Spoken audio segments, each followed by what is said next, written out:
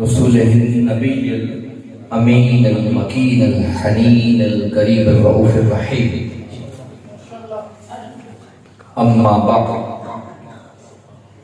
فأعوذ بالله من الشيطان الرجيم. بسم الله الرحمن الرحيم. والنجم إذا هوى. صدق الله مولانا العظيم. نہایت ہی واجب الاحترام معزز و محتشم قابل صد احترام و افتخار حضور صاحبزادہ والا شان قبلہ ڈاکٹر صاحبزادہ صاحب، رونق محفل محترم سوداگر حسین صاحب،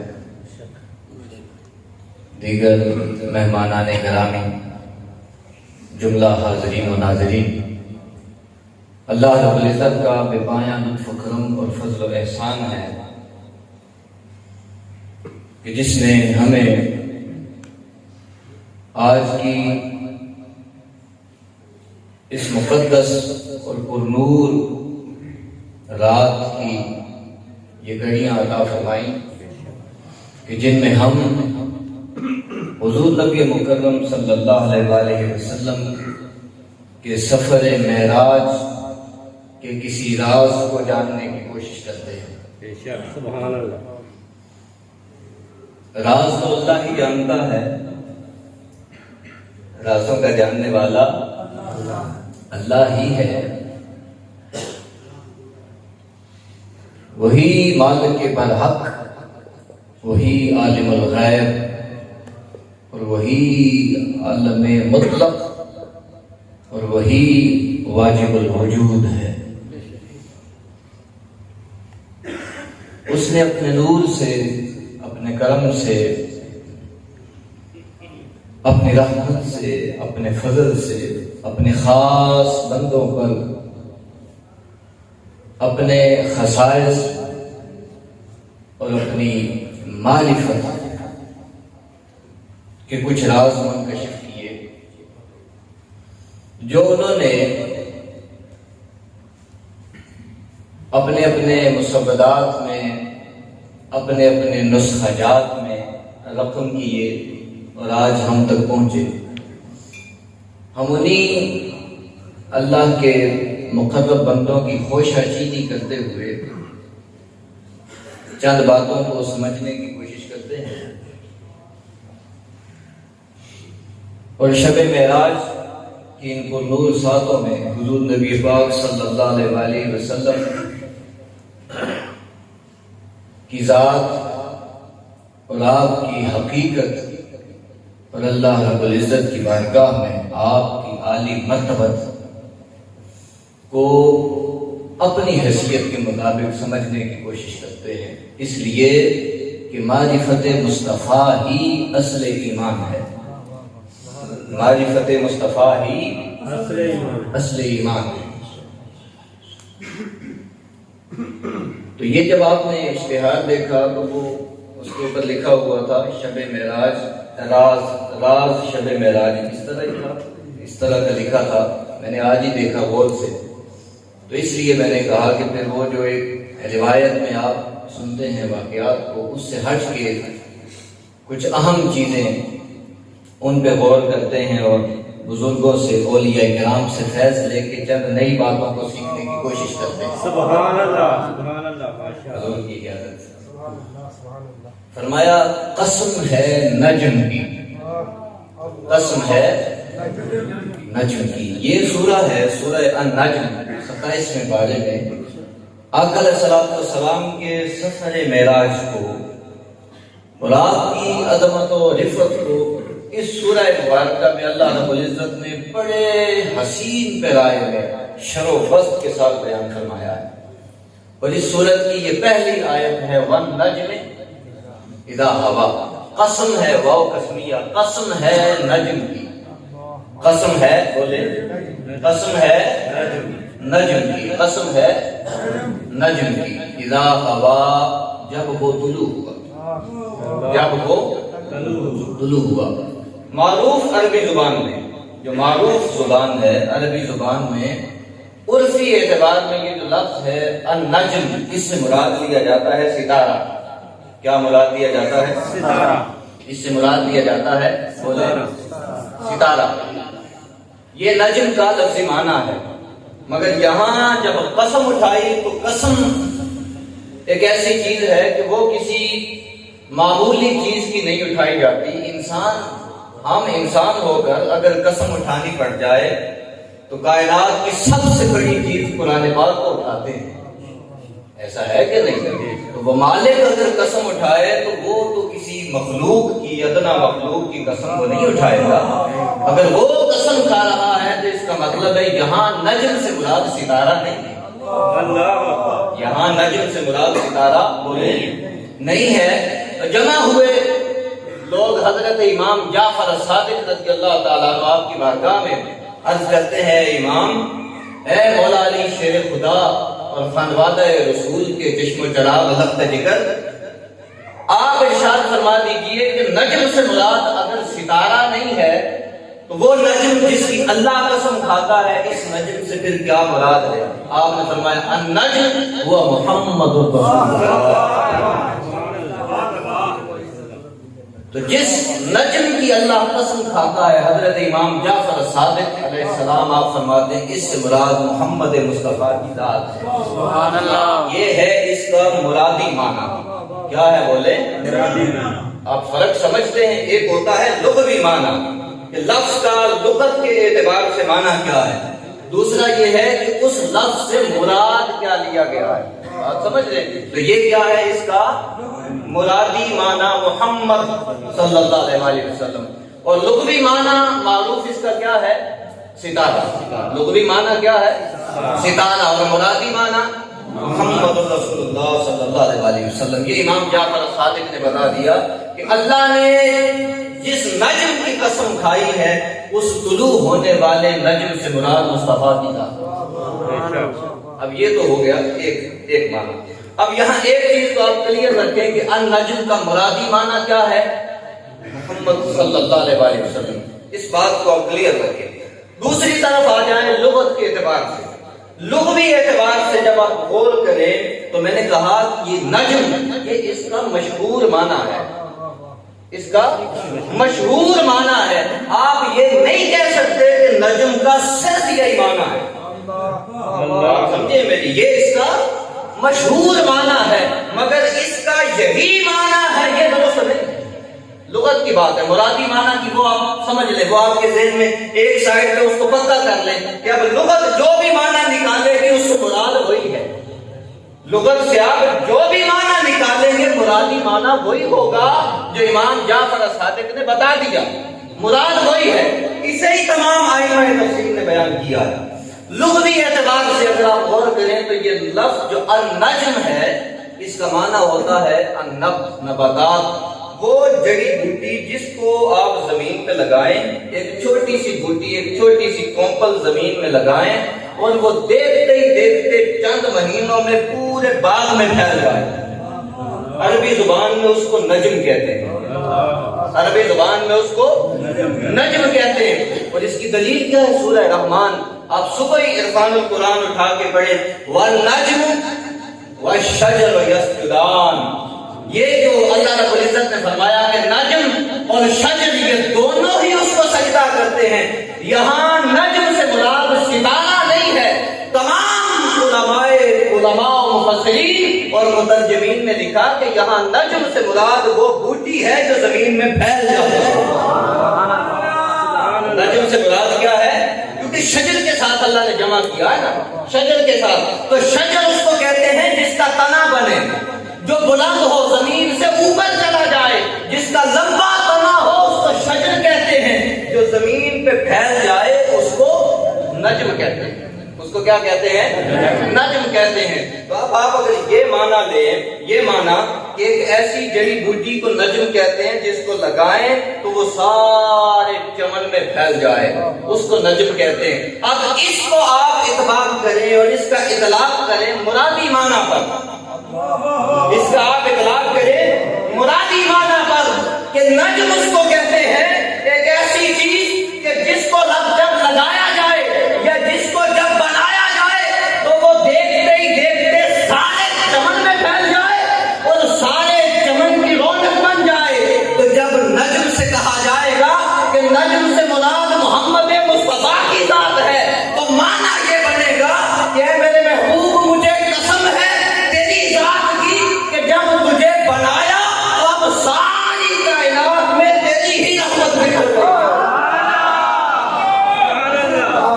اب یہ ساری کائنات جدھر دیکھو کائنات کے گلشن میں، اس کائنات کے چمن میں جدھر دیکھو تیری ہی خوبصورتیاں ہیں، اس کائنات میں جدھر دیکھو تیرے ہی جلوے ہیں۔ میرے محبوب اس کائنات میں جہاں دیکھو تیری ہی رونقیں نظر آتی ہیں، جہاں دیکھے تیرے ہی نام پہ قندیلیں جلتی نظر آتی ہیں، جہاں دیکھو تیرے ہی نام پہ تیرے عاشق غلام مچلتے نظر آتے ہیں۔ محبوب ساری کائنات میں مشرق سے لے کر مغرب تک میں نے تیری رحمت کو ایسے پھیلا دیا ہے کہ اقبال نے کہا گنبد آبگینہ رنگ تیرے محیط میں ہوا۔ اقبال کہتے ہیں، علامہ اقبال کہتے ہیں گنبد آبگینہ، یہ ساری کائنات، علامہ اقبال کہتے ہیں یہ ساری کائنات اے محبوب خدا آپ کے سامنے ایسے ہے جیسے ایک چھوٹا سا پانی کا بلبلا۔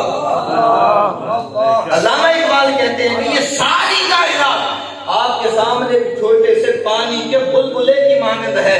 تو مصطفیٰ تجھے اتنی وسعت دی، تجھے میں نے اتنی وسعت اور اتنا مرتبہ دیا کہ اب کائنات کی ہر شے تیرے سایہ کرم میں ہے، کائنات کی ہر شے تیرے سایہ لطف میں ہے، کائنات کی ہر شے تیرے ہی فضل سے خیرات لیتی ہے۔ اب میں نے تیری رحمت کو اتنا وسیع کر دیا کہ جب شب معراج تجھے سدرۃ المنتہا اور عالم سماوی کی سیر کروائی تو یہ بھی دراصل یہی مقصد تھا کہ محبوب تو دیکھ لے کہ صرف زمین ہی نہیں سدرۃ المنتہا بھی تیرے فضل کرم کے ساتھ، سدرۃ المنتہا اور تمام آسمانی مخلوقات بھی اے مصطفیٰ تیرے ہی چشم کرم میں ہے، تیرے ہی سایہ کرم میں ہے۔ تو جب النجم کا ایک معنی علماء نے بیان کیا کہ اس سے مراد یہ ہے کہ قسم ہے اے محمد مصطفیٰ صلی اللہ علیہ وآلہ وسلم آپ کی قسم کہ ہم نے ساری کائنات میں آپ کی رحمت کے جلوے بکھیر دیے ہیں۔ ایک اس کا یہ معنی بنتا ہے۔ اب اس کا ایک دوسرا معنی بڑا توجہ طلب معنی یہی ہے، مگر اس سے ایک اور مراد لیا علماء نے۔ وہ کہتے ہیں شجر اس تنے کو کہتے ہیں جو اوپر اٹھ جائے، بلند ہو جائے، اور نجم اس کو کہتے ہیں جو زمین میں پست رہے، جو زمین میں بولیں، میں نے یہ دوسرا لفظ بولا ہے جو زمین میں پست رہے۔ شجر اس کو کہتے ہیں جو بلند ہو جائے، شجر اس کو کہتے ہیں جو بلند ہو، نجم اس کو کہتے ہیں جو پست رہے۔ اے میرے حبیب قسم ہے تیری ذات کی کہ تجھے میں نے اتنا بلند کیا، اتنا بلند کیا کہ لامحدود کی وسعتیں تیرے قدموں کے نیچے ہیں، مگر پھر بھی تو مصلی پہ کھڑا ہو کے کہتا ہے میں کچھ بھی نہیں، پھر بھی تو کہتا ہے میں کچھ بھی نہیں۔ عائشہ صدیقہ رضی اللہ تعالیٰ عنہا عرض کرتی ہے محبوب ساری رات آپ مصلی پہ کھڑے رہتے ہیں، پاؤں مبارک سوج جاتے ہیں، اتنا نہ رویا کریں، اتنا نہ اللہ کے حضور گر گرایا کریں۔ آگے سے فرماتے ہیں افلا اکون عبدا شکورا، کیا میں اللہ کا شکر کرنے والا بندہ نہ بن جاؤں؟ تو فرمایا اے میرے حبیب قسم ہے مجھے تیری ذات کی کہ ساری کائنات کی بلندیاں تیرے قدموں میں ہے، مگر پھر بھی تو کائنات میں سب سے عاجز بن کے رہتا ہے۔ اور یہ علماء نے لکھا ہے، علماء نے، بڑے علماء صوفیاء نے لکھا ہے کہ جب آقا علیہ الصلوۃ والسلام شب معراج اللہ کی بارگاہ میں حاضر ہوئے تو رب کائنات نے سوال کیا اے میرے حبیب کیا لے کے آیا ہے؟ میرے لیے تحفہ کیا لے کے آیا ہے؟ آقا علیہ الصلوۃ والسلام آگے سے عرض کرتے ہیں یا اللہ وہ لے کے آیا ہوں جو تیرے پاس نہیں ہے، مولا وہ لے کے آیا ہوں جو تیرے پاس نہیں ہے۔ اللہ پاک آگے سے فرماتے ہیں اے میرے حبیب یہ ساری کائنات میں جو کچھ ہے میں نے بنایا ہے، یہ سارے خزانے میرے ہیں، تو تو ایسی کون سی چیز لے آیا ہے جو میرے پاس نہیں ہے؟ آقا علیہ السلام آگے سے ہاتھ جوڑ کے کہتے ہیں التحیات للہ والصلوات والطیبات، اے اللہ حق بات ہے کہ کائنات کے سارے خزانے تیرے پاس ہیں، مگر تو جبار و متکبر ہے، میں عاجزی لے کے آیا ہوں، تو عاجز نہیں ہے، عاجز نہیں ہے، عاجزی لے کے آیا ہوں، میں عاجزی کا تحفہ لے کے آیا ہوں۔ اس کو قرآن نے کہا سبحان الذی اسری بعبدہ، بات ہے وہ ذات کہ جس نے اپنے عبد کو سیر کروائی، جو لامکان میں جا کے بھی کہتا ہے اے اللہ میں تیرا عبد ہوں، اے اللہ میں تیرا عبد ہوں، تیری بارگاہ میں عاجزی کا تحفہ لے کر آتا ہوں، بلندیوں پہ جا کے کہتا ہے اے اللہ میں عاجز ہوں، میں عاجز ہوں، ورفعنا لک ذکرک کا تاج پہن کر لامکان کی وسعتوں میں جا کے نعرہ لگا کے کہتا ہے التحیات للہ، مولا جو کچھ ہے تو ہے، قسم ہے میرے حبیب والنجم اذا ہوا، قسم ہے میرے حبیب کہ تو سب کچھ بھی ہو کر میرے سامنے کچھ نہیں رہتا، میرے سامنے خود کو مٹا دیتا ہے، اتنا عاجز بن جاتا ہے، تو قسم ہے مجھے تیری عاجزی کی۔ والنجم کا معنی کیا ہے؟ قسم ہے تیری، بولے قسم ہے تیری عاجزی کی، یہ دوسرا معنی ہے جس کو علماء نے بیان کیا۔ اچھا اب ایک تیسرا معنی بھی ہے والنجم اذا ہوا، وہ کہتے ہیں یہ جو لفظ ہوا ہے اس کو اگر النجم کے ساتھ ملا کے پڑھا جائے تو ہوا کا معنی بنتا ہے فنا ہو جانا۔ کیا معنی بنتا ہے؟ فنا ہو جانا۔ کیا معنی؟ فنا ہو جانا۔ جب ہوا کو النجم کے ساتھ ملا کے پڑھا جائے والنجم اذا ہوا ملا کے پڑھا جائے تو اس کا معنی کیا ہے؟ فنا ہو جانا۔ تو اب اللہ رب العزت قسم کھاتا ہے اے میرے حبیب قسم ہے مجھے تیری ذات کی، قسم ہے مجھے تیری ذات کی کہ تو مکہ سے چلا بیت المقدس میں سارے نبیوں کی تو نے امامت کروائی، سارے نبیوں کا تو امام بنا، پھر تو سدرۃ المنتہا ساتوں آسمانوں کے اوپر پہنچا جہاں تمام تر فرشتوں نے ہاتھ باندھ کے تیری زیارت کی، پھر ایک مقام ایسا بھی آیا کہ جبرائیل امین بھی عاجز آ کے رک گئے، آگے نہ بڑھ سکے، پھر تو آگے چلا، پھر تو لا مقام میں پہنچا، ایک ایسے مقام پہ آیا کہ میں نے تجھے کہا اب تو رک جا، دیکھ یا محمد ان ربک یصلی، اب تو نہ، تیرا رب آگے بڑھ کے تیرے اوپر درود بھیجتا ہے۔ سبحان اللہ۔ قسم ہے اے میرے حبیب کہ تو پہلے بشریت سے نکلا، پہلے تو، یہ نور و بشر کے جھگڑے کرتے ہیں علماء، نور و بشر کے جھگڑے کرتے ہیں، تو قسم ہے میرے حبیب تو پہلے بشریت کے پردوں سے نکلا، پھر تو نورانیت کے پردوں سے بھی نکلا، پھر تو نورانیت تو ختم ہو گئی نا جب جبرائیل امین نے کہا میں آگے نہیں جا سکتا، نوری فرشتوں کا سردار جہاں کہتا ہے میں آگے نہیں جا سکتا، نور بھی پیچھے رہ گیا، تو بشر تو تھا ہی زمین پہ، بشر تو تھا ہی زمین پہ، جب آگے بیت المقدس سے اوپر اٹھے تو بشریت تو یہاں تھی، اب کیا تھی؟ نورانیت، پر جب جبرائیل امین بھی رک گئے تو نورانیت بھی بولے پیچھے رہ گئی، اب نورانیت بھی پیچھے ہے، اب بشریت بھی پیچھے ہے، مصطفیٰ بشریت و نورانیت سے بھی آگے ہے، قسم ہے میرے حبیب کہ جب تو بشریت و نورانیت سے نکل کر اپنی حقیقت کی دنیا میں پہنچ کر میری ذات میں فنا ہوا، قسم ہے جب تو میری ذات میں فنا ہوا، اور پھر صرف فنا نہیں ہوا، فنا ہو کے پھر تو نے میری ذات سے بقا پائی، فنا ہو کر تو نے میری ذات سے بولے بقا پائی۔ بات تھوڑی مشکل ہو گئی ہے، اس کو سمجھ لیں، مولانا روم نے ایک بات لکھی اس سے آپ کو یہ کلیئر سمجھ آ جائے گی۔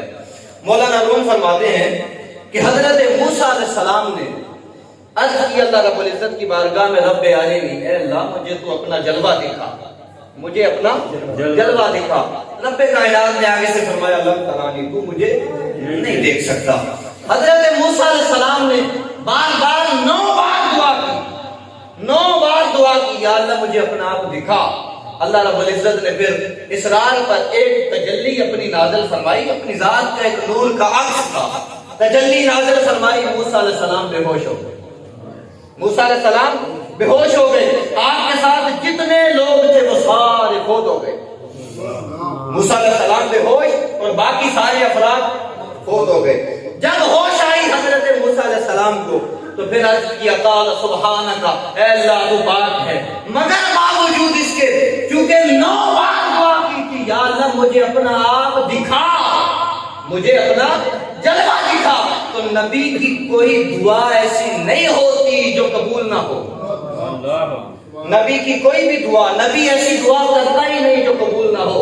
اس کے لب سے لب نکلتے ہی وہ ہیں جنہیں اللہ قبول کرتا ہے. تو مولانا روم فرماتے ہیں کہ شب معراج اللہ رب العزت نے اعلان فرمایا کہ حضرت موسیٰ آپ نے میری بارگاہ میں عرض کی تھی کہ یا اللہ مجھے اپنا آپ دکھا، آجا آج تجھے اپنا آپ دکھاتا، آجا اپنا آپ دکھاتا ہوں. مولا کہاں آ جاؤں؟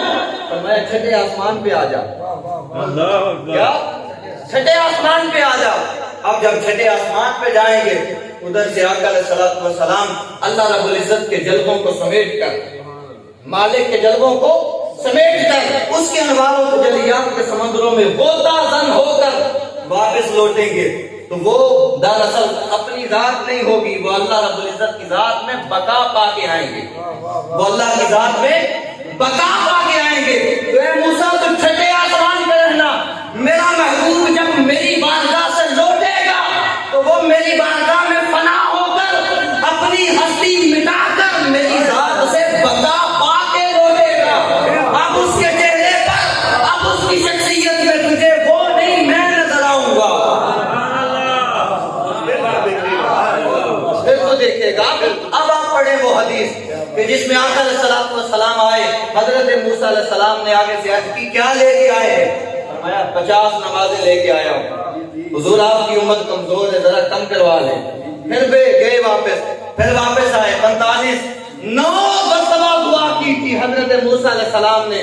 مولانا روم کہتے ہیں اللہ نے 9 مرتبہ دعا قبول کر کے 9 مرتبہ اپنے محبوب کا جلوہ کیا. تو یہ ہے والنجم اذا ہوا. قسم ہے میرے حبیب کہ جب تو میری بارگاہ میں پہنچا اور اپنی ہستی کو مٹا کر میری ذات میں فنا ہو کر میری ذات سے باقی ہو کر لوٹا، باقی ہو کر لوٹا. اب جب باقی ہو کر لوٹا تو یہاں ایک معنی حضور شیخ الاسلام نے اور بڑا ایمان افروز لکھا. وہ کہتے ہیں ہوا کا پھر ایک معنی ہے برزخ. ہوا کا کیا معنی ہے بولے؟ برزخ. برزخ کہتے ہیں درمیانی چیز کو، درمیان کی چیز جو دو طرف جڑی ہو. بولیں جو دو طرف جڑی ہو. قبر کی زندگی ہے نا، قبر کی زندگی اس کو کہتے ہیں عالم برزخ. کیوں کہتے ہیں عالم برزخ؟ کیونکہ ایک طرف عالم برزخ روز قیامت سے جڑا ہے اور ایک طرف عالم برزخ اس دنیا سے جڑا ہے. تو جو چیز درمیان میں معلق ہو، ایک چیز اس کے لیفٹ ہو ایک اس کے رائٹ ہو، جو درمیان میں معلق چیز ہو اس کو کہتے ہیں، کیا کہتے ہیں اس کو؟ برزخ. تو قسم ہے میرے حبیب، قسم ہے تیری ذات کی کہ میں نے تجھے برزخ بنا دیا. اذا ہوا کا معنی کیا لکھا؟ قسم ہے مجھے تیری ذات کی کہ جب میں نے تجھے برزخ بنا دیا. برزخ کس چیز کے لیے؟ وہ فرماتا ہے اے میرے حبیب جب تو میری ذات میں باقی ہو کر واپس لوٹا، اب کائنات میں ہر طرف جس کو جو ملا تیری بارگاہ سے ملا، اس لیے کہ براہ راست کوئی میری بارگاہ تک پہنچ ہی نہیں سکتا. جس نے پہنچنا ہے تجھ تک پہنچے کیونکہ تو مجھ تک پہنچا ہے.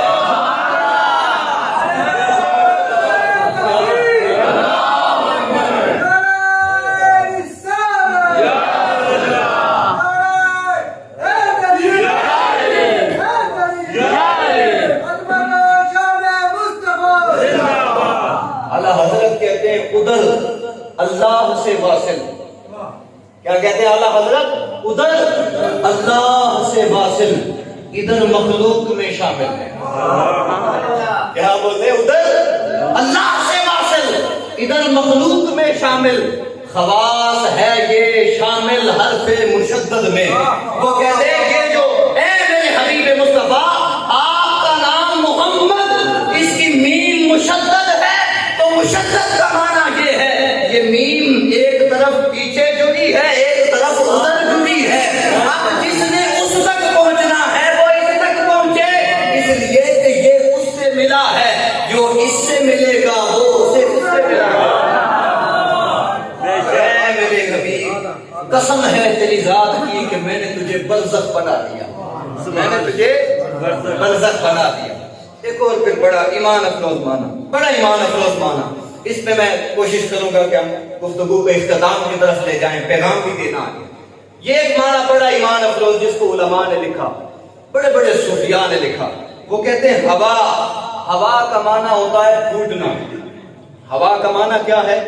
پھوٹنا۔ چشمہ جس طرح پھوٹ جاتا ہے، چشمہ پھوٹتا ہے، نکلتا ہے چشمہ زمین سے، پہاڑوں سے چشمے پھوٹتے ہیں، یا کسی چیز کا جاری ہو جانا، اس کو عربی زبان میں کہتے ہیں ہوا۔ کیا کہتے ہیں؟ ہوا۔ تو اب ترجمہ یہ بنے گا، قسم ہے اے میرے حبیب مکرم تیری ذات کی کہ جب تو میری بارگاہ سے لوٹا تو پھر تیری ذات سے نور کے چشمے پھوٹے،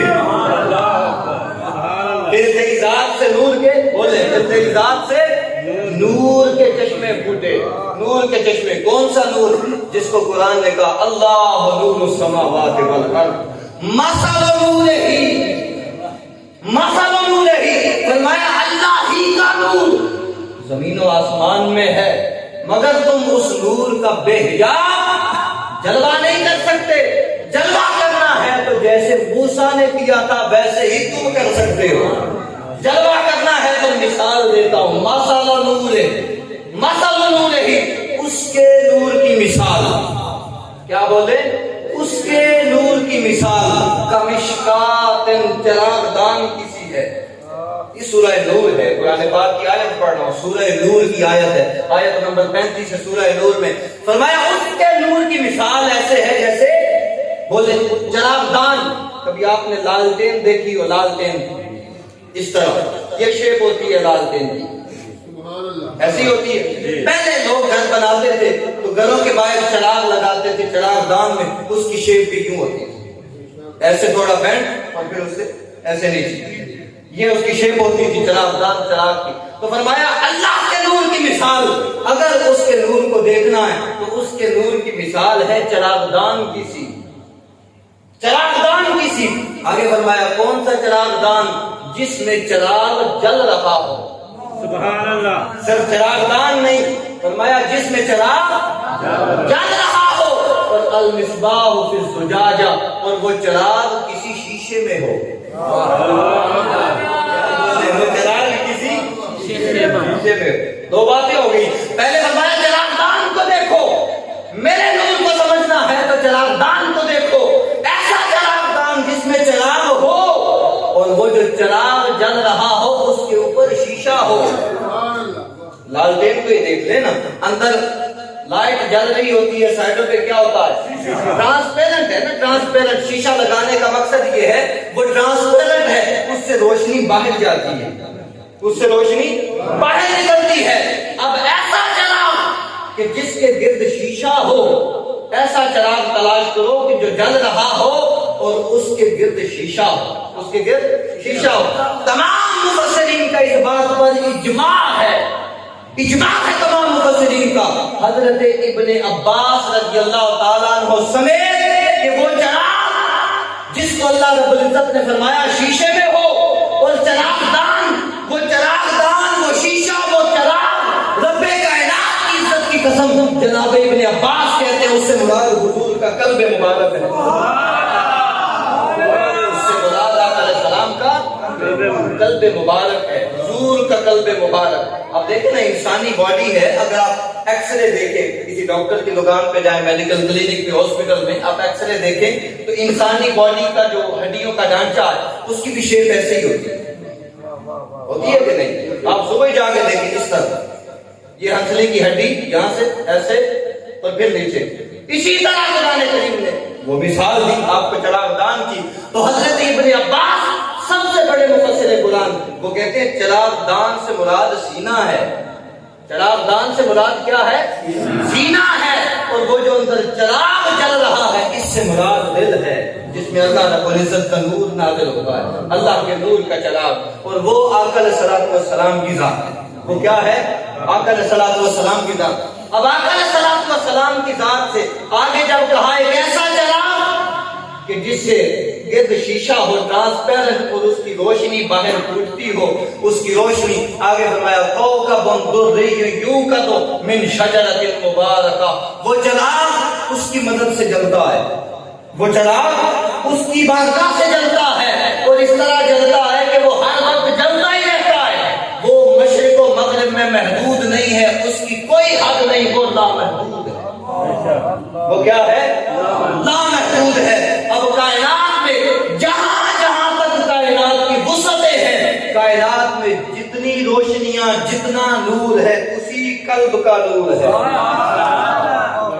قلب کا نور ہے. یہ کائنات میں تمہیں جتنی روشنیاں نظر آتی ہیں ساری اسی سے پھوٹی ہیں, یہ ساری اسی سے پھوٹی ہیں.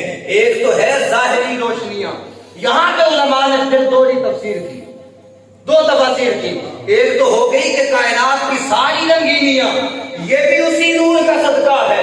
ایک دوسری تفسیر کی, انہوں نے کہا یہ جو قلب مصطفیٰ میں اللہ رب العزت نے چراغ جلایا, یہ چراغ اتنا ٹرانسپیرنٹ ہے, اتنا وسیع ہے کہ اب قیامت تک آنے والا ہر ولی اپنے دل کو روشن کرے گا اسی چراغ سے روشنی لے گا. سبحان اللہ, اسی چراغ سے روشنی لے گا.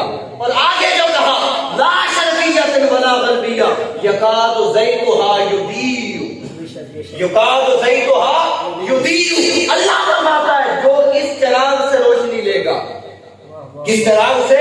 مصطفیٰ کے چراغ سے, جو میرے کریم سے, جو میرے محبوب کے چراغ سے روشنی لے گا اس کا چراغ بھی کسی کا محتاج نہیں ہوگا. لو لم تمسسہ نار, اس کو آگ لگانے کی ضرورت نہیں پڑے گی. حضور شیخ الاسلام اس کا ترجمہ کرتے ہیں, اس کو ضرورت نہیں پڑے گی کہ وہ کتابیں پڑھے. کیا ترجمہ کرتے ہیں؟ اس کو ضرورت نہیں پڑے گی کہ وہ کتابیں پڑھے. وہ کتابیں پڑھے بغیر ایسے ایسے معارف کے سمندر بہا دے گا کہ کتابیں پڑھنے والے اس کے سامنے سرنگون ہو جائیں گے. اور آگے قرآن نے کہا نور علی نور, نور علی نور. شیخ الاسلام ترجمہ کرتے ہیں نور علی نور کا مطلب یہ ہے ایک نور تو پہلے ہی ہے جو مصطفیٰ سے دے رہا ہے, اب اگر کتابیں پڑھنے لگ جائے تو یہ نور پہ نور. یہ کیا ہے؟ یہ نور پہ نور. مدرسوں میں جائے, یونیورسٹی میں جائے, اگر وہ علماء سے پڑھے, ساری دنیا میں علم حاصل کرنے کے لیے جتنا سفر کرے وہ نور علی نور ہے, وہ نور علی نور ہے. لیکن اگر کہیں بھی نہ جائے پھر بھی اس کا دل اتنا روشن ہے کہ وہ ساری کتابیں پڑھنے والے زمانے کے علماء سے اعلیٰ اور عالم ہے, اعلیٰ اور عالم ہے. اس کی ایک اور مثال قرآن کریم میں اللہ رب العزت نے دی ہے. میں نے کہا چونکہ یہاں پہ ہم نے اختتام کر دینا, یہ اب پیغام ہے, پیغام ہے بس. ایک اور مثال جو قرآن کریم میں اللہ تعالیٰ نے دی سورہ رات میں, سورہ رات میں. اب اتنا تو کلیئر ہے, آقا علیہ الصلوۃ والسلام کی ذات سے چشمے پھوٹ رہے ہیں, رحمتوں کے چشمے پھوٹ رہے ہیں. قرآن کریم میں اللہ رب العزت نے قسم کھائی. اسی کی ایک اور مثال اللہ رب العزت نے دی سورہ رات میں, فرمایا انزل من السماء ماء. اللہ رب العزت کی یہ شان ہے کہ وہ اپنی رحمتوں کا پانی نازل فرماتا رہتا ہے. وہ اپنی رحمت نازل فرماتا رہتا ہے. اور اللہ رب العزت کی یہ شان ہے کہ وہ جب بھی اپنی رحمتوں کے پرنالے کھولتا ہے اپنی رحمت ہر وقت نازل فرماتا رہتا ہے. آگے جتنی ندیاں چلتی ہیں وہ حسب ظرف اس میں سے حصہ لیتی جاتی ہیں, اس میں سے حصہ لیتی جاتی ہیں. اودیتم بقدرہا, وادیاں وادیاں نکلتی ہیں, آگے ندیاں نکلتی ہیں, اس سے حصہ لے کر آگے ندیاں نکلتی ہیں. اور ہر ندی اپنے اپنے ظرف کے مطابق اس میں سے پانی لیتی ہے.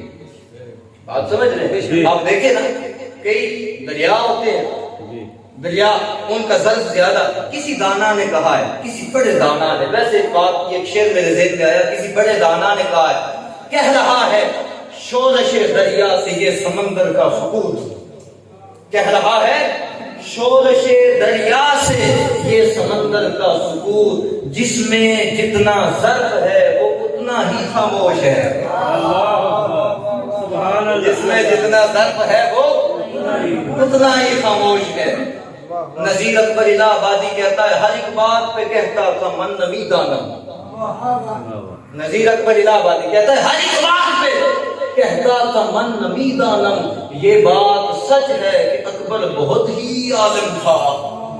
یہ بات سچ ہے کہ اکبر بہت بڑا عالم تھا، مگر اتنا بڑا عالم تھا کہ ہر ایک بات پہ کہتا تھا مجھے نہیں علم۔ بہت بڑا عالم تھا مگر اتنا بڑا تھا کہ ہر بات پہ کہتا تھا میں نہیں جانتا، میں نہیں جانتا۔ امام مالک کہتے ہیں لا عالم ہوا نصف العلم۔ یہ کہنا کہ مجھے علم نہیں یہ آدھا علم ہے۔ کون کہتے ہیں بولے؟ امام مالک کہتے ہیں یہ جملہ زبان سے نکالنا بھی مجھے علم نہیں یہ آدھا علم ہے، یہ آدھا علم ہے کہ مجھے علم نہیں۔ اور امام غزالی کیا کہتے ہیں؟ اس نادان سے بچو جو خود کو دانا کرے۔ سبحان اللہ۔ امام غزالی کہتے ہیں فرمایا اس بے وقوف سے بچو جو خود کو عقل مند کرے۔ کون کہتے ہیں؟ امام غزالی۔ اس نادان سے بچو جو خود کو کہے بھئی میں بڑا دانا ہوں، اس نادان سے بچو۔ تو لہذا بات ہو رہی ہے کہ اودیا تم بے قدرہا، اب وہ جو چشمے جاری ہیں ان میں سے ہر کوئی اپنے اپنے ظرف کے مطابق خیرات لیتا ہے، اپنے اپنے ظرف کے مطابق۔ کوئی اپنے دریا بہا لیتا ہے، کسی کا ظرف چھوٹا ہوتا ہے وہ فقط نہریں کی مثال دیتے ہیں۔ اللہ رب العزت مثال دیتا ہے، مثال سے چونکہ لوگوں کو بات سمجھ آتی ہے مثالوں سے۔ اس سے مراد دریا اور نہریں نہیں ہے، اس سے مراد یہ دل ہے، اس سے مراد یہ دل ہے کہ وہ جو نور وہاں سے جاری ہوتا ہے، کسی کے دل میں اتنا ظرف ہوتا ہے کہ اس کے دل میں وہ نور سموتا چلا جاتا ہے، سموتا ہی چلا جاتا ہے، وہ ساری زندگی اس نور کا منبع بن جاتا ہے۔ اس نور کو جذب کر کر کے ایک وقت آتا ہے کہ وہ بھی اس نور کا مصدر بن جاتا ہے، وہ بھی اس نور کا مصدر بن جاتا ہے۔ اور آگے کہتے ہیں فَاحْتَمَلَ السَّيْلُ زَبَدًا رَابِعًا۔ اللہ رب العزت نے فرمایا آگے یہ بڑی توجہ طلب بات ہے، یہ پیغام ہے مین سمجھنے والا۔ فرمایا فَاحْتَمَلَ السَّيْلُ زَبَدًا رَابِعًا، وہ جو سیلاب آتا ہے، وہ جو سیلاب آتا ہے اللہ کی رحمت کا، اور وہ جو نور کا سیلاب آتا ہے، احتمال ہے کہ کچھ لوگوں کو وہ جو سیلاب ہے ان کی جاگ کو بھی بہا کر لے جائے۔ آپ دیکھیں نا، جب اوپر سے بارش ہوتی ہے، بارش تو کسی بری گندی جگہ پہ اگر وہ بارش ہو جائے، گندی جگہ پہ بارش ہو تو اب بارش تو پاک ہے، پانی اس کا پاک ہے، مگر چونکہ وہ جگہ گندی ہے، وہاں پورا کرکٹ ہے، وہاں غلاظت ہے، غلاظت کا ڈھیر ہے، تو وہ پاک پانی وہاں پہ گرے گا تو وہ وہاں پہ کوئی پھول بوٹے یا کوئی چمن تو نہیں اگے گا، وہاں سے تعفن کیا ہوگا؟ بدبو آئے گی۔ کیا ہوگا؟ وہاں سے بدبو آئے گی۔ اگر تو ظاہری غلاظت ہو تو اس ناک سے بدبو آتی ہے، اگر بندے کے دل میں تعفن ہو، دل میں تعفن، تو پھر روح سے بدبو آتی ہے۔ کہاں سے بدبو آتی ہے؟ وہ اس ناک سے نہیں سنی جا سکتی، وہ یہاں سے نہیں محسوس کی جا سکتی کہ کسی کے اندر کتنی غلاظت ہے۔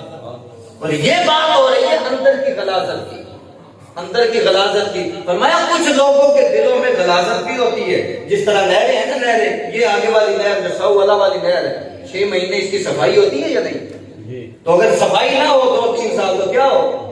ریت ہی ریت سے بچ جائے جی۔ اسی طرح بندے کا دل اگر اس کا تزکیہ نہ ہو، اگر اس کا تصفیہ نہ ہو، اگر پراپر اس کو کانٹ چھانٹ نہ کی جائے اس پہ اگنے والی جڑی بوٹیوں کی، اگر پراپر اس دل کو صاف نہ رکھا جائے، تزکیہ نہ کیا جائے، تصفیہ نہ کیا جائے، ایک وقت آتا ہے کہ گناہوں کی ریت اور گناہوں کی غلاظت اس دل میں اتنی بھر جاتی ہے کہ اس کی رحمت کے لیے جگہ بچتی ہی نہیں، جگہ بچتی ہی نہیں۔ اب اگر تھوڑی سی جگہ بچ بھی جائے تو وہ وہاں سے آنے والا نور برکت نہیں دیتا، بلکہ وہ اس کے اندر مزید اس کی جو روح کا تعفن ہے اس کو مزید بڑھاتا ہے۔ اب وہ تعفن کا پتہ کہاں سے چلتا ہے؟ تعفن کا پتہ چلتا ہے کہ کسی صاحب نظر کے پاس جائے. کہاں سے پتہ چلتا ہے؟ آپ جائیں کسی روڑی پہ، کوڑا کرکٹ کے ڈھیر پہ، آپ کو ناک بتا دے کر گندی جگہ ہے، مگر کسی بندے سے ملے آپ کو نہیں پتا چلے گا کہ اس کے دل سے بدبو آتی ہے. وہ اسی کو آئے گی جس کا دل صاف ہے، جس کا دل صاف ہے.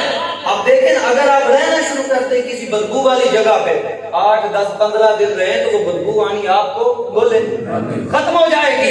تو آپ کے اور ہمارے سب کے دل ایک ہی جیسے، ہمارے سب کے دل ایک جیسے، لہذا ایک دوسرے کے اندر کی چیزیں ہمیں نظر نہیں آتی، لیکن وہ جو بدبوؤں سے دور ہے، وہ جو غلاظتوں سے دور ہے، وہ جو گناہوں کی غلاظت سے بہت دور ہے، جنہوں نے اپنے دل کا شیشہ صاف رکھا، ان کے نزدیک اگر کوئی تعفن دل جاتا ہے تو وہ اسی وقت پہچان لیتے ہیں اس کا اندر گندا ہے. بزرگ لکھتے ہیں بڑے بڑے علماء، امام غزالی جیسے علماء لکھتے ہیں کہ کئی لوگوں کی حالت اس قدر ابتر اور بدتر ہو جاتی ہے کہ وہ گناہ کر کر کے گناہوں کے باعث ان کی شکلیں جب وہ اللہ والوں کی مجلسوں میں جاتے ہیں ان کی زندگیاں گناہوں میں اس قدر لتڑی جا چکی ہوتی ہیں کہ وہ انہیں انسانی شکل میں نہیں، کتے خنزیر کی شکل میں نظر آتے ہیں گناہوں کے باعث. امام غزالی لکھتے ہیں بڑے بڑے علماء. تو کن کو پتہ چلتا ہے؟ صاحب نظر لوگوں کو، جن کا یہ صاف ہے، جن کا اندر صاف ہے. جب آپ ان کے پاس جائیں گے تو وہ دیکھیں گے اس کا صاف نہیں ہے. تو چونکہ اللہ کے ولی کی شان ہے، وہ کسی کو بھی گھاٹے میں دیکھتا نہیں. جو بھی گھاٹے میں ہو اس کی بارگاہ میں تو کافر بھی چلا جائے وہ اس کو بھی سینے سے لگاتا ہے، وہ کسی کو نقصان میں دیکھتا ہی نہیں. اگر کوئی کافر زدہ دل لے کر چلا جائے اس کی بارگاہ میں، وہ اپنی نگاہ سے سب سے پہلے اس کے دل کا آئینہ بھی صاف کر دیتا ہے. ایسا ہوتا ہے. فرمایا فَاخْتَمَلَ السَّيْلُ زَبَدَ الرَّابِعَ.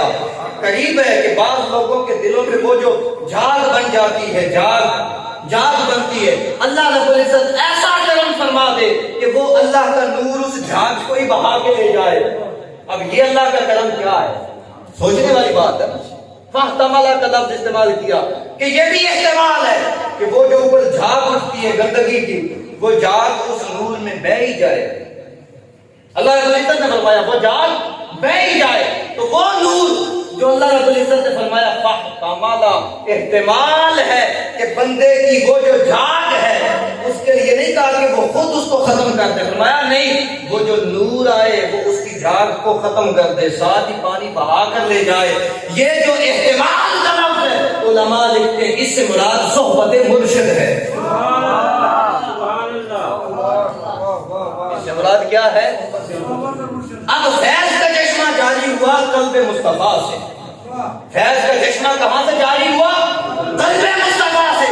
قلب مصطفیٰ میں کہاں سے جاری ہوا؟ مالا یادا سے، مولا کی بارگاہ سے. نور کا چشمہ جاری ہوا مصطفیٰ کے یہاں، قلب روشن، وہ چراغ جلا جو اب ساری کائنات میں روشنیاں پھیلاتا ہے. اب جن کے دل تعفن زدہ، جھاگ زدہ ہو گئے، فرمایا تم کسی ستھرے دل والے کے پاس جاؤ تو صاف کر کے تمہیں بھی اس نور سے آشنا کر دے گا. اب آگے ایک اور مثال اسی طرح فرمایا وَمِمَّا يُوقِدُونَ، ایک ہی آیت ہے. فرمایا وَمِمَّا يُوقِدُونَ عَلَيْهِ فِي النَّارِ. تم نہیں دیکھتے، اللہ پاک نے فرمایا تم نہیں دیکھتے کہ جب تم نے زیور بنانا ہو، جب تم نے زیور بنانا ہو تو تم مختلف دھاتوں کو لا کر جب آگ پہ رکھتے ہو تو ان کے اوپر جھاگ بنتی ہے. یہ اللہ کا قرآن ہے، ان کے اوپر جھاگ بنتی ہے. اب زیور خالص بنانے کے لیے اس جھاگ کو اتار دیا جاتا ہے، اس جھاگ کو اتار دیا جاتا ہے. فرمایا عذاب جفاء علیہ، یہ جو ساری جھاگ ہے اللہ رب العزت فرماتا ہے یہ کسی کام کی نہیں ہے. جھاگ کسی کام کی نہیں. اور بعض حضور شیخ الاسلام نے اس کا ایک اور ترجمہ کیا، آپ کی تفسیر آ رہی ہے، وہ کہتے ہیں اس جھاگ سے مراد دکھلاوا بھی ہے. اس جھاگ سے مراد کیا ہے؟ دکھلاوا بھی ہے کہ اندر جگہ تھوڑی ہے، اندر جگہ تھوڑی ہے. قطرے اللہ کی رحمت کے دو ہی ہیں مگر ان کے اوپر اٹھنے والی جھاگ بہت زیادہ ہے. اندر کچھ بھی نہیں، دکھلاوا بہت ہے، دکھلاوا بہت ہے. بھئی میں بہت کچھ ہوں، میں بہت کچھ ہوں. یہ جو پریزنٹیشن ہے بھئی میں بہت کچھ ہوں. اللہ فرماتا ہے یہ کچھ نہیں, یہ سب سے بڑی تباہی ہے. اللہ اکبر. وَأَمَّا مَا يَنْفَعُ النَّاسَ فَيَمْكُثُ فِي الْأَرْضِ. اگر چاہتے ہو کہ کوئی چیز نفع دے تو وہ وہی نور ہے جو جاگ سے پاک ہے, وہ وہی پانی ہے, وہ وہی اللہ کی رحمت ہے جو جاگ سے پاک ہے. تو فرمایا قسم ہے میرے حبیب تیری ذات کی, میں نے تیرے قلب سے ایسا چشمہ روشن کیا کہ جو قیامت تک آنے والے تیری امت کے تمام صالحین کے دلوں کو غلاظت سے پاک کرتا چلا جائے گا, پاک کرتا چلا جائے گا. تو یہ سارے شب معراج کے پیغام, سارے شب معراج کے پیغام کہ لوگوں آقا علیہ الصلوۃ والسلام جب رب کائنات کی بارگاہ میں پہنچے تو اب رب کائنات نے آپ کو شرف رسالت سے یاد نہیں فرمایا, شرف نبوت سے تذکرہ نہیں فرمایا. فرمایا پاک ہے وہ ذات جو لے گئی اپنے بندے کو, اپنے بندے کو. آقا علیہ الصلوۃ والسلام اس کی بارگاہ میں پہنچے بندگی کا تاج پہن کر, ابدیت کا تاج پہن کر. تو اس میں پیغام یہ ہے کہ کائنات کی جتنی بلندیاں ہیں, کائنات میں جتنی رفتیں اور بلندیاں ہیں, خدا کی قسم وہ ساری اللہ کی بندگی, ابدیت اور عبادت میں ہے. بغیر عبادت کے, بغیر بندگی کے اور بغیر ابدیت کے کوئی مقام نہیں, کوئی رفت نہیں, کوئی بلندی نہیں. اگر ابدیت اور بندگی کے بغیر کوئی بلندی کا دعویٰ کرے تو وہ دھوکہ دجال تو ہو سکتا ہے, اللہ کا ولی نہیں ہو سکتا. یہ پیغام ہے شب معراج کا کہ لوگوں آقا علیہ الصلوۃ والسلام کے معراج کی باتیں کرنے والوں, حضور سے ابدیت کا فیض لے کر آقا علیہ السلام کی بارگاہ میں عہد وفا کرو اور اپنی زندگیوں کو حضور کی سنت و سیرت کے ڈھانچے میں ڈالو. اللہ کے احکامات کو اوڑھنا بچھونا بناؤ اور اپنی زندگی شیطان کی راہوں سے ہٹا کر گنبد خضرا کے مسافر بن جاؤ. اسی میں ساری بلندیاں اور عظمتیں. اللہ رب العزت ہمیں اپنے دین کا صحیح فہم عطا فرمائے, آقا علیہ السلام کی معرفت عطا فرمائے. وما علیہ